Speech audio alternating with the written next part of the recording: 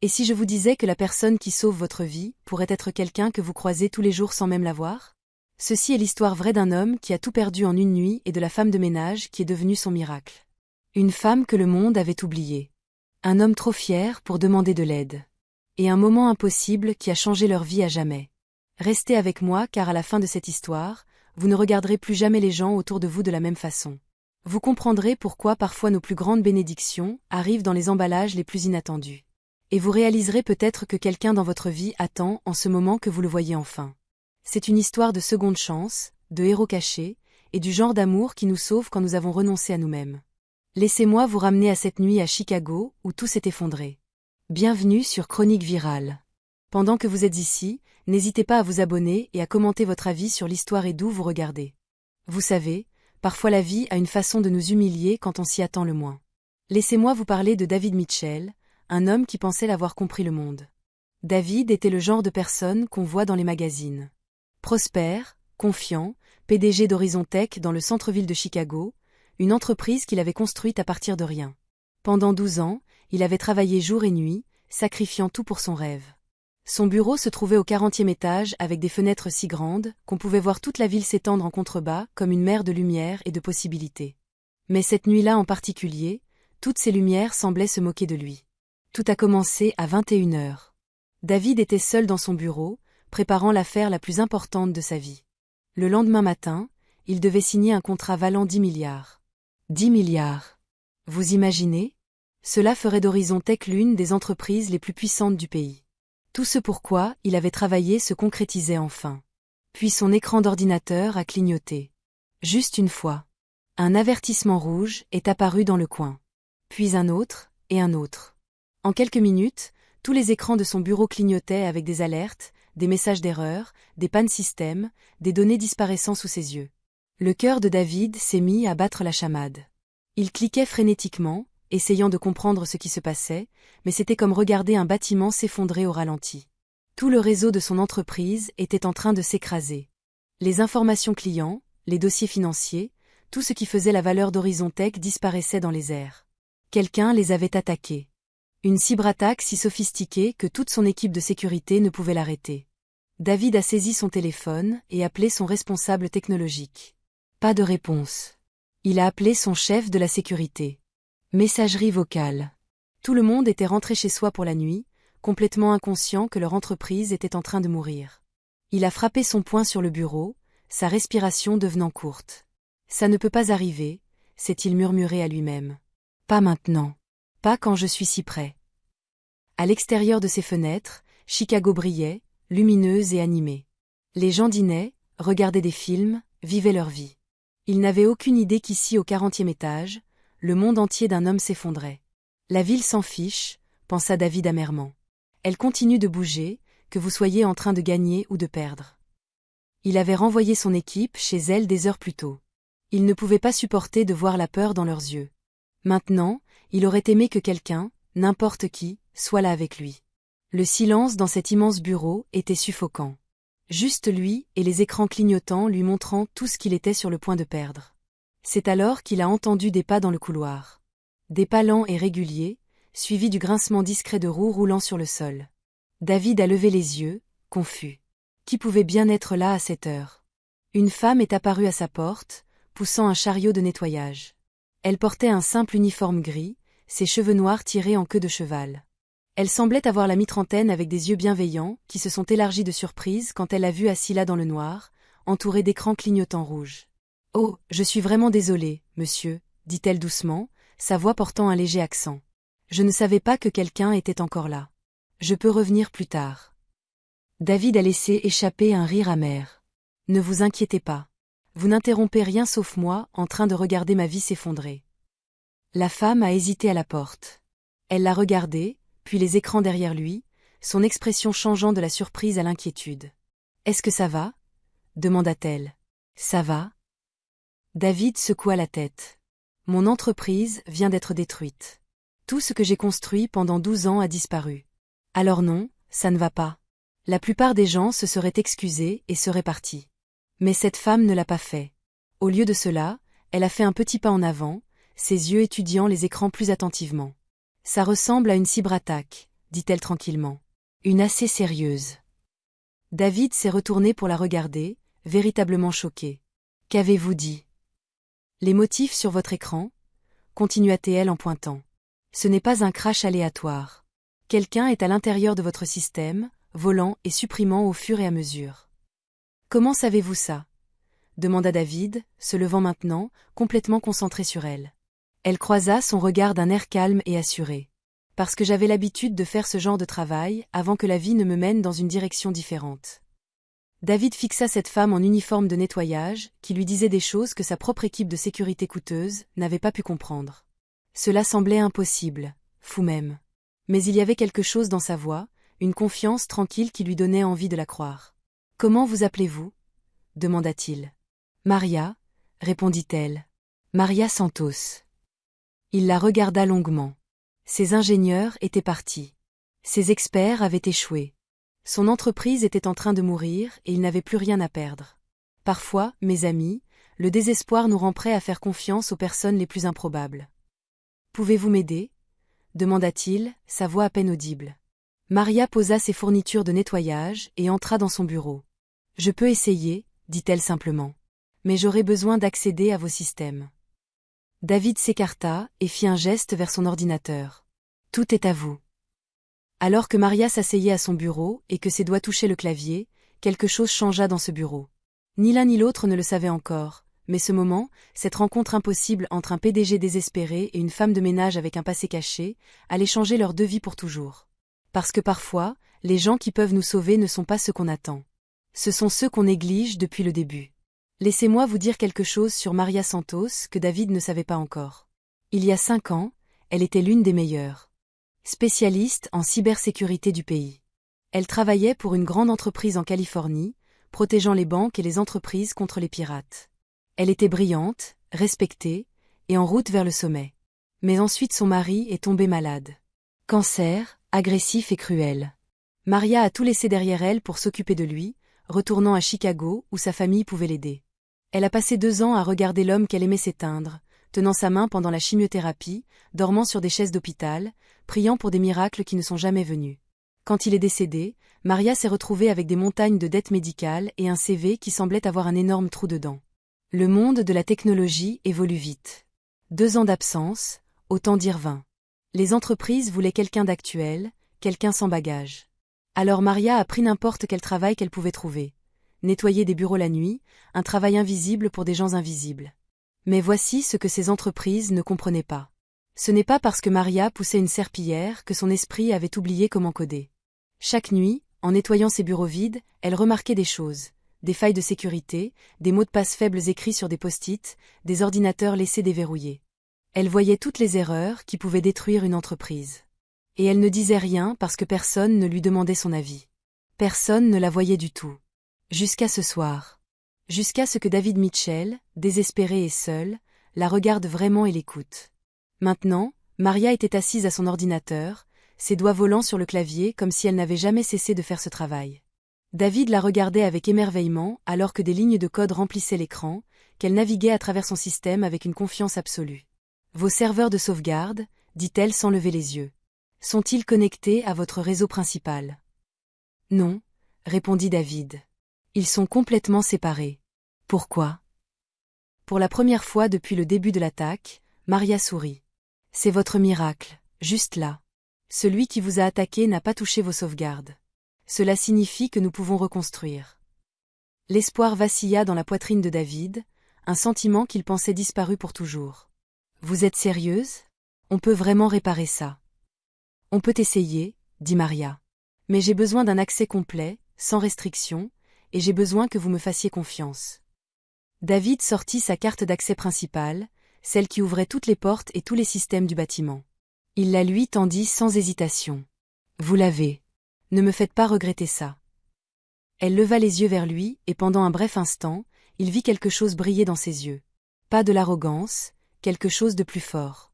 De la détermination. « Je ne le ferai pas, » promit-elle. « Mais quand ça marchera, souvenez-vous de qui vous a aidé ce soir. »« Je m'en souviendrai, » dit David.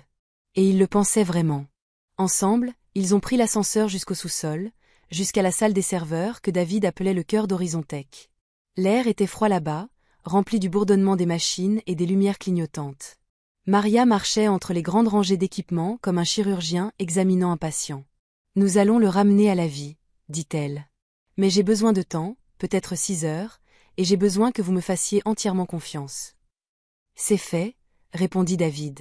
Pour une fois dans sa vie, il n'était pas celui qui contrôlait, et d'une certaine manière, ça allait. Pendant que Maria travaillait, David l'observait. Elle était concentrée, infatigable, complètement absorbée par ce qu'elle faisait. Chaque frappe était délibérée. Chaque commande intentionnelle. Les heures passèrent. Ils burent du café froid.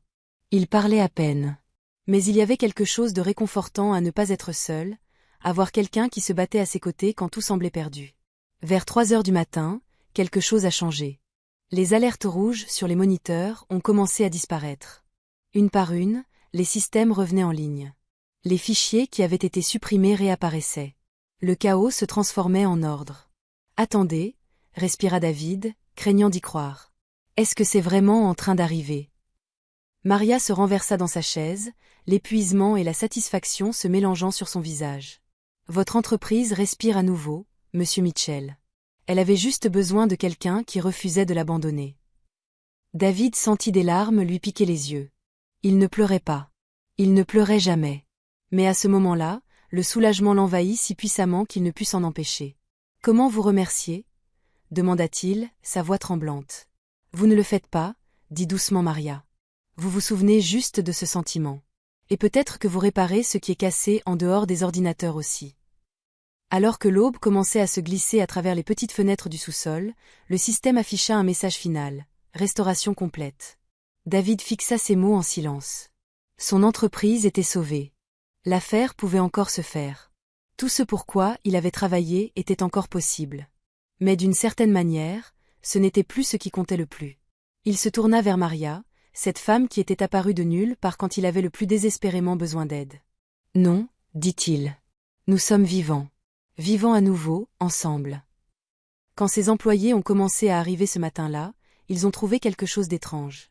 Leur PDG était assis dans la salle des serveurs du sous-sol avec une femme en uniforme de nettoyage, tous deux buvant du café et souriant comme de vieux amis, entourés d'écrans lumineux montrant un système qui était miraculeusement revenu d'entre les morts. Ils ne savaient pas que cette femme venait de sauver toute l'entreprise. Ils ne savaient pas qu'elle avait changé la vie de leur patron pour toujours.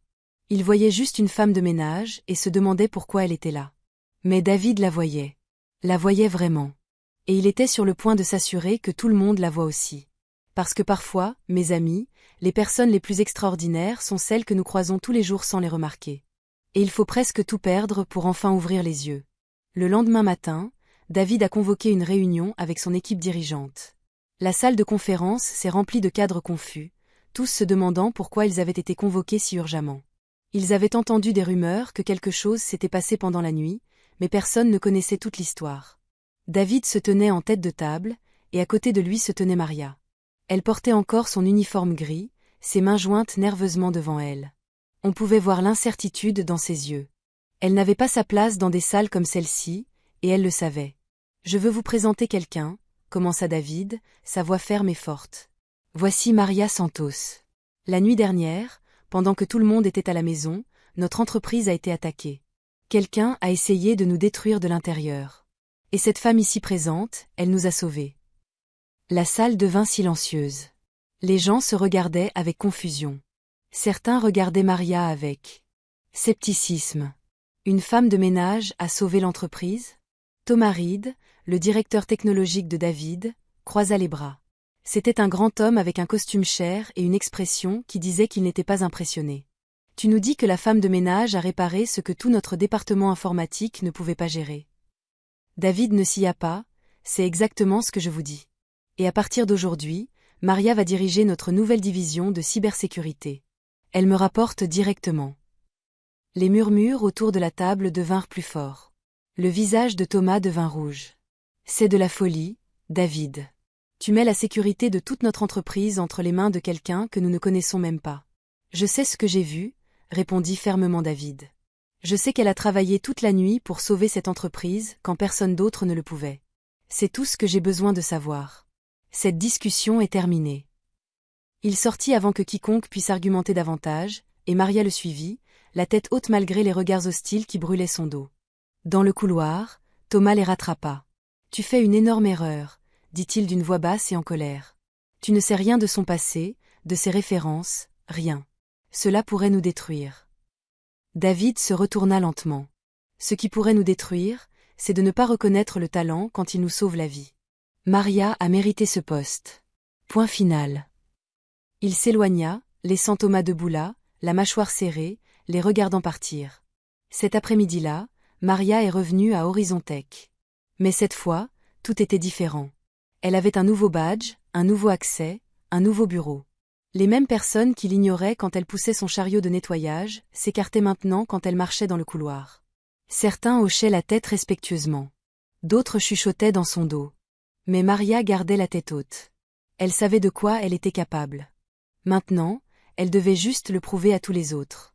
David lui donna de l'espace pour travailler, et travailler elle le fit. Pendant des semaines, Maria reconstruisit la sécurité d'Horizon Tech de fond en comble.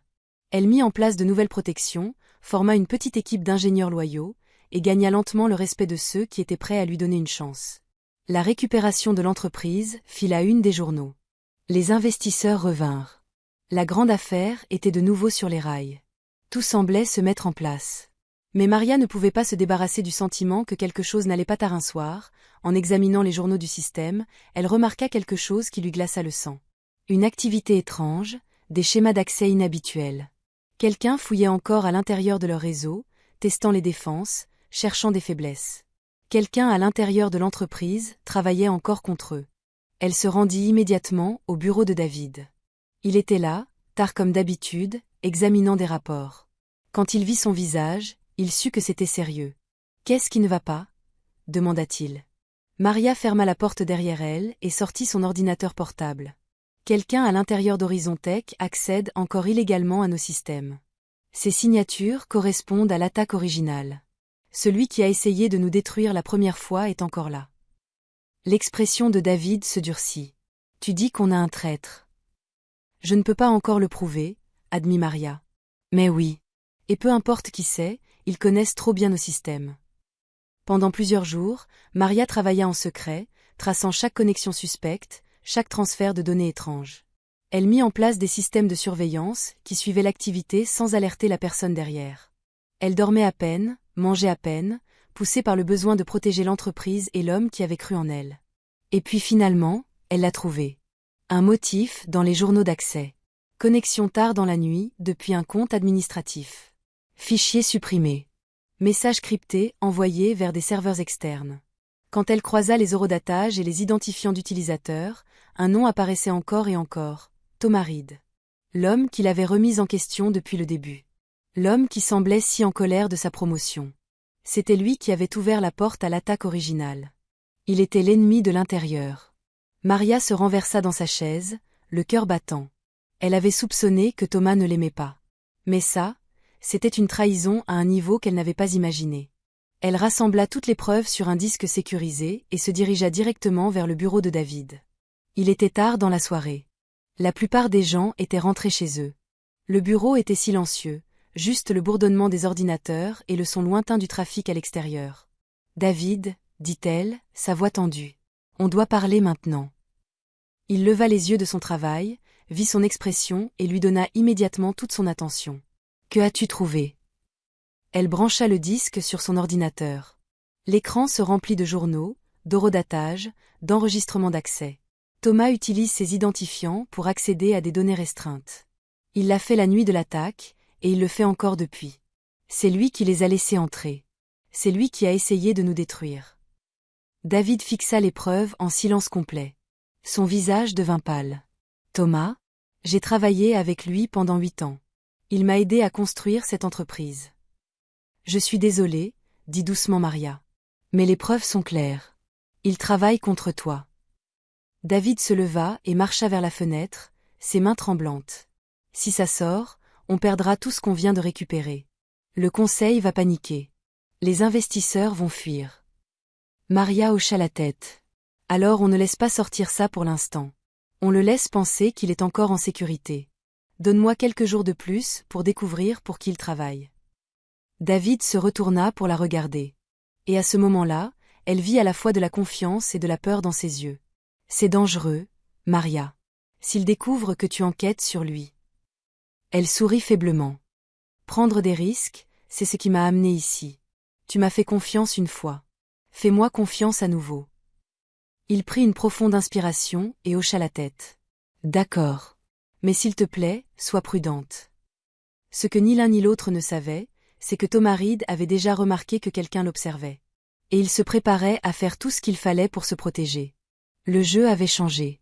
Le danger n'était plus seulement une question de systèmes informatiques. C'était personnel maintenant. Et quelqu'un allait être blessé avant que tout cela ne soit terminé. Au cours des jours suivants, Maria joua le jeu le plus dangereux de sa vie. Elle créa de fausses bases de données remplies d'informations qui semblaient précieuses, puis regarda pour voir si Thomas mordrait à l'hameçon. Elle surveillait chacun de ses mouvements, faisant attention à ce qu'il ne sache pas qu'il était observé. Elle quittait à peine le bureau. Des cernes se formèrent sous ses yeux. David lui apportait du café et de la nourriture, inquiet pour elle, mais elle le chassait d'un geste. « Je vais bien, disait-elle. On est proche. Je le sens. » Puis un soir, alors qu'elle se préparait à partir, son téléphone vibra avec un message d'un numéro inconnu. Elle regarda l'écran et sentit son cœur sauter un battement. « Arrête de fouiller ou tu le regretteras. » Quelqu'un savait. Quelqu'un la menaçait. Maria transféra immédiatement le message à David. En quelques secondes, son téléphone sonna. Sa voix était vive d'inquiétude. « Où es-tu? Es-tu en sécurité? » « Je suis encore au bureau, » dit-elle, essayant de paraître plus calme qu'elle ne l'était. « Mais ça prouve qu'on se rapproche. Ils ont peur. Ils te menacent, Maria. On devrait appeler la police. » « Pas encore, » dit-elle fermement. « Si on fait intervenir les autorités maintenant, celui qui est derrière ça va disparaître. On doit les prendre en flagrant délit. » Le lendemain matin, Maria arriva tôt au travail. Alors qu'elle marchait dans le parking, quelque chose attira son attention. Un petit appareil noir attaché sous sa voiture. Elle s'accroupit pour le regarder, et son estomac se serra. Un traceur GPS. Quelqu'un suivait ses déplacements. Il savait où elle vivait, où elle allait, tout. Elle le retira soigneusement et l'apporta directement au bureau de David. Quand il le vit, son visage devint blanc. « Ça va trop loin. Ces gens savent où tu vis. » « Ce qui signifie qu'ils sont désespérés, » répondit Maria. « Utilisons ça. » Ce soir-là, ils tendirent un piège. Maria resta tard à son bureau, faisant semblant de travailler sur un fichier rempli de fausses données financières. David attendait dans son bureau obscurci, regardant à travers les murs de verre. La tension était presque insupportable. À 23h30, les caméras de sécurité clignotèrent et s'éteignirent juste un instant. Quelqu'un les avait désactivées. Puis Thomas Reed entra dans le bureau de Maria, essayant d'avoir l'air décontracté, mais elle pouvait voir la tension dans ses épaules. « Maria, » dit-il, sa voix trop amicale. « Encore à travailler tard? Tu vas t'épuiser. »« Je finis juste, » répondit-elle sans se retourner. « Qu'est-ce qui t'amène ici? »« Oh, j'ai juste oublié quelque chose dans mon bureau. J'ai vu ta lumière allumée. » Il se rapprocha, ses yeux fixés sur l'écran de son ordinateur. « Tu as vraiment fait forte impression ici. La nouvelle favorite de David. »« Je fais juste mon travail, » dit calmement Maria. « Ton travail, » répéta Thomas, et maintenant sa voix avait un ton tranchant. « Intéressant comment ton travail semble impliquer d'enquêter sur des gens qui étaient ici bien avant toi. » Il tendit la main vers son ordinateur. C'est alors que David sortit de l'ombre, allumant les lumières. « C'est fini, Thomas. » Thomas se figea. Ses yeux se déplacèrent entre eux, et Maria pouvait le voir calculer, essayant de comprendre combien il savait. « Tu penses comprendre ce qui se passe ici ? » dit Thomas, sa voix devenant amère. « Tu n'as aucune idée. Horizon Tech a fait des affaires il y a des années avec des gens qui se fichent de ce qui brûle tant qu'ils gagnent de l'argent. Je ne suis pas le méchant ici. Je suis juste celui qui s'est fait prendre. »« Tu travailles pour Titan Systems, » dit tranquillement Maria, observant sa réaction. « Ils t'ont payé pour nous détruire de l'intérieur afin qu'ils puissent nous racheter à bas prix. » Le silence de Thomas leur dit tout. « Pourquoi ? » demanda David, et on pouvait entendre la douleur dans sa voix. « Je t'ai fait confiance. On a construit cette entreprise ensemble. » Thomas rit, mais c'était un son vide et creux. « Tu as construit cette entreprise, David. J'étais juste ton employé. Tu es devenu riche pendant que je recevais un salaire. Titan m'a offert 2 millions de dollars et un poste de vice-président. Que aurais-tu fait ? J'aurais eu de l'intégrité, dit tranquillement David. L'intégrité ne paie pas les factures médicales, rétorqua Thomas. Elle n'envoie pas les enfants à l'université. Tu peux te permettre des principes, David. Moi, je ne le pouvais pas. Maria ressentit un élan de sympathie malgré tout. Elle comprenait le désespoir financier mieux que quiconque. Mais comprendre n'était pas la même chose qu'excuser. La sécurité est en route, dit David. Tu pourras leur expliquer tout ça. Le visage de Thomas changea. Pendant un moment, il eut l'air paniqué. Puis il bouscula David et courut vers la porte. David commença à le poursuivre, mais Maria attrapa son bras. « Laisse-le partir, dit-elle. On a toutes les preuves dont on a besoin. Il ne peut pas fuir assez loin pour échapper à ça. » Mais Thomas connaissait trop bien le bâtiment. Il atteignit la cage d'escalier et disparut. Au moment où la sécurité arriva, il était parti, et toutes les images des caméras de sécurité avaient été effacées. Maria et David se tenaient dans le bureau vide, le poids de la trahison lourd entre eux. « J'aurais dû le voir, » dit tranquillement David. « J'ai travaillé avec lui pendant 8 ans et je n'ai jamais rien remarqué. » « Les gens sont doués pour se cacher quand ils en ont besoin, » répondit Maria. « Mais on a trouvé la vérité. C'est ce qui compte. » Elle sortit son ordinateur portable une dernière fois et montra à David la piste qu'elle avait découverte. Les transferts d'argent, les emails cryptés, la connexion avec Titan Systems. Tout menait à eux. « C'est plus grand que Thomas, » dit-elle. « Titan essaie de prendre le contrôle d'Horizon Tech depuis des années. Ils ont payé des gens à l'intérieur de notre entreprise, peut-être même certains de nos investisseurs. Ils veulent nous détruire de l'intérieur. » David passa sa main dans ses cheveux, épuisé. « Alors, qu'est-ce qu'on fait maintenant ?» Maria ferma son ordinateur portable et le regarda droit dans les yeux. « On les expose. Tous. Mais on le fait bien, avec des avocats, des preuves et les médias de notre côté. »« Ça pourrait nous détruire, » dit David. « Le scandale, la publicité. »« Ou ça pourrait nous sauver, » contra Maria. La vérité finit toujours par le faire, d'une façon ou d'une autre. À l'extérieur, la skyline de Chicago scintillait dans l'obscurité. Quelque part là-bas, Thomas Reed était en fuite. Quelque part, les gens de Titan Systems pensaient qu'ils avaient gagné. Mais dans ce bureau, 2 personnes qui s'étaient trouvées au pire moment possible étaient sur le point de leur prouver à tous qu'ils avaient tort. Parce que parfois, mes amis, la vérité ne concerne pas seulement l'exposition des méchants. Elle concerne le fait de montrer au monde de quoi vous êtes vraiment fait quand tout est en jeu. Les 2 semaines suivantes furent les plus difficiles de la vie de David. Plus difficiles même que la nuit de l'attaque. Maria avait rassemblé chaque preuve qu'ils avaient et les avait données aux avocats de David. Ensemble, ils construisirent un dossier non seulement contre Thomas Reed, mais contre Titan Systems pour espionnage industriel et tentative de rachat hostile. David devait faire un choix. Il pouvait garder tout cela secret, protéger la réputation d'Horizon Tech et espérer que personne ne découvre jamais la trahison. Ou il pouvait rendre publique la vérité et risquer tout. Maria était assise avec lui la veille du jour où il devait décider. « Quoi que tu choisisses, » dit-elle doucement. « Je suis avec toi. Mais je vais te dire ce que je crois. La vérité peut faire mal pendant un moment, mais les mensonges font mal pour toujours. » David regarda cette femme qui était entrée dans sa vie par accident, qui avait sauvé son entreprise, qui était devenue la personne la plus importante dans son monde. « Tu as raison, » dit-il. « On dit la vérité. » Le lendemain matin, ils convoquèrent une conférence de presse. La salle de conférence se remplit de journalistes, de caméras, de flashs. David se tenait au pupitre avec Maria à ses côtés, et il raconta toute l'histoire. L'attaque, la trahison, l'implication de Thomas Reed, la conspiration de Titan Systems pour les détruire. Les médias explosèrent. Des gros titres partout. Mais quelque chose d'inattendu se produisit. Au lieu de fuir, les clients et les investisseurs se rallièrent à Horizon Tech. Les gens admiraient le courage qu'il fallait pour exposer la corruption. Ils respectaient l'honnêteté de David.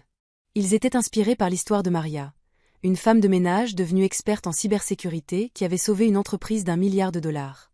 En quelques jours, Thomas Reed fut arrêté en tentant de monter dans un vol pour le Mexique. Il avoua tout, donnant aux autorités suffisamment de preuves pour lancer une enquête fédérale sur Titan Systems. Leurs dirigeants furent abattus un par un. Horizon Tech ne survécut pas seulement. Elle prospéra. La valeur de l'entreprise doubla. De nouveaux clients affluèrent. La grande affaire de David se concrétisa, plus grande que jamais. Mais les changements les plus importants se produisirent discrètement, dans des moments que personne d'autre ne vit.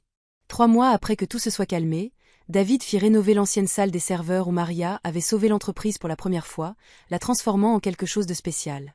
Il l'amena pour la voir. Et quand elle franchit la porte, elle s'arrêta net. Le centre d'innovation Santos, lui à haute voix, voyant son nom sur le mur. Des larmes emplirent ses yeux. « David, tu n'avais pas à faire ça. »« Si, je le devais, » dit-il doucement. « Cette entreprise existe à cause de toi. J'existe à cause de toi. Tu n'as pas juste réparé nos ordinateurs, Maria. Tu m'as rappelé ce qui compte vraiment. » Elle se tourna vers lui, essuyant ses yeux. « Et qu'est-ce que c'est ? » « Les gens, » dit-il simplement. « Pas l'argent, pas le pouvoir. Les gens qui se soucient assez pour se battre pour quelque chose, même quand ils ont toutes les raisons de s'en aller. » Il plongea la main dans sa poche et sortit une petite boîte. Maria retint son souffle. « Tu m'as dit une fois que tu voulais juste réparer ce qui était cassé, » continua David, sa voix tremblant légèrement. « Eh bien, j'étais cassé, Maria. Toute ma vie était cassée. Et tu l'as réparée, pas avec du code ou des ordinateurs, mais juste en étant qui tu es. » Il ouvrit la boîte. Une bague simple et magnifique scintillait dans la lumière. « Je ne veux pas te perdre, » dit David. « Pas en tant que collègue, pas en tant qu'ami. Je veux que tu restes parce que tu choisis de rester. Parce que tu veux construire une vie avec moi. » Maria le regarda. Cet homme qui avait été arrogant et perdu quand elle l'avait rencontré pour la première fois, qui était devenu humble et trouvé à travers tout ce qu'ils avaient enduré ensemble. « J'ai choisi ça il y a longtemps, » dit-elle en souriant à travers ses larmes. « Tu as juste mis du temps à le remarquer. » David rit, glissant la bague à son doigt. « Alors je fais enfin attention. » Ils se tenaient là, au centre du centre qu'ils avaient construit ensemble, entourés du bourdonnement des machines et de la lueur des écrans, et ils savaient que ce n'était que le début de quelque chose de beau. L'histoire de la récupération d'Horizon Tech se répandit bien au-delà de Chicago. Elle devint plus qu'une simple histoire d'affaires. Elle devint un rappel que parfois les gens qui peuvent changer nos vies sont juste devant nous, faisant un travail que nous ne remarquons même pas. Elle devint la preuve que la rédemption est possible, que la confiance compte, et que le courage ne consiste pas à ne jamais avoir peur. C'est se présenter quand même. Maria Santos, qui nettoyait autrefois des bureaux, invisible et négligée, devint l'une des voix les plus respectées en cybersécurité. Elle intervint dans des conférences, aida d'autres entreprises à se protéger, et n'oublia jamais d'où elle venait. Elle garda son ancien uniforme accroché dans son bureau, comme rappel que la valeur n'est pas déterminée par un titre de poste. David Mitchell apprit à voir les gens au lieu de simplement des employés. Il apprit que la vulnérabilité n'est pas une faiblesse, que demander de l'aide est une force, et que les meilleurs partenariats sont construits sur le respect, pas la hiérarchie. Le jour de leur mariage, 6 mois plus tard, Maria portait une simple robe blanche et David portait un costume. Ils se tenaient dans une petite chapelle avec leurs amis et leurs familles les plus proches. Et quand l'officiant demanda s'ils avaient quelque chose qu'ils voulaient se dire, Maria parla en premier. « Tu m'as vu quand j'étais invisible, » dit-elle, sa voix ferme et forte. « Tu m'as fait confiance quand tu n'avais aucune raison de le faire. Tu m'as donné une seconde chance quand le monde avait oublié que j'existais. C'est le genre d'amour qui change tout. » David serra ses mains, ses yeux brillants d'émotion. « Tu m'as appris que les miracles ne sont pas des choses qui nous arrivent. Ce sont des gens qui refusent de nous abandonner. Tu es mon miracle, Maria. Et je promets de passer le reste de ma vie à être digne de ça. » Alors qu'ils sortaient de cette chapelle ensemble, main dans la main, commençant une nouvelle vie, le soleil se couchait sur Chicago. La même ville qui avait été témoin du moment le plus bas de David était maintenant témoin de sa plus grande joie. Et quelque part là-bas, quelqu'un d'autre vivait sa pire journée. Quelqu'un d'autre se sentait perdu, brisé et seul. Mais peut-être, juste peut-être, il se souviendrait de cette histoire. Il se souviendrait que les gens qui semblent les moins importants pourraient être ceux-là même qui nous sauvent. Il se souviendrait que les secondes chances sont réelles. Et il se souviendrait que même dans nos moments les plus sombres, l'espoir n'est qu'à une rencontre. Parce que c'est de ça qu'il s'agit vraiment dans cette histoire, mes amis. Ce n'est pas à propos d'ordinateurs ou d'entreprises ou d'espionnage industriel. C'est à propos du moment où deux personnes au bout absolu d'elles-mêmes se sont trouvées et ont réalisé qu'ensemble, elles pouvaient construire quelque chose de plus fort que ce que l'une ou l'autre aurait pu faire seule. C'est à propos de regarder les gens autour de nous, vraiment regarder, et voir leur valeur même quand le monde a décidé qu'il n'importe pas. C'est à propos de croire que demain peut être meilleur qu'aujourd'hui, même quand aujourd'hui semble impossible. C'est ça le miracle. Pas la technologie, pas l'argent, pas le succès. Le miracle, c'est que nous pouvons nous sauver les uns les autres si nous sommes assez courageux pour nous laisser voir et assez humbles pour demander de l'aide. David et Maria l'ont prouvé. Et ils ont vécu le reste de leur vie en s'assurant que les autres le sachent aussi. Si cette histoire a touché votre cœur, j'espère que vous la porterez avec vous. J'espère que la prochaine fois que vous verrez quelqu'un que la société a négligé, vous vous souviendrez de Maria. Et j'espère que la prochaine fois que vous serez à votre point de rupture, vous vous souviendrez que parfois le salut arrive dans les emballages les plus inattendus. Parce que la vérité, c'est que nous sommes tous à une mauvaise journée d'avoir besoin de quelqu'un pour nous voir. Et nous sommes tous à un moment de gentillesse d'être le miracle de quelqu'un d'autre. C'est l'histoire que je voulais partager avec vous aujourd'hui.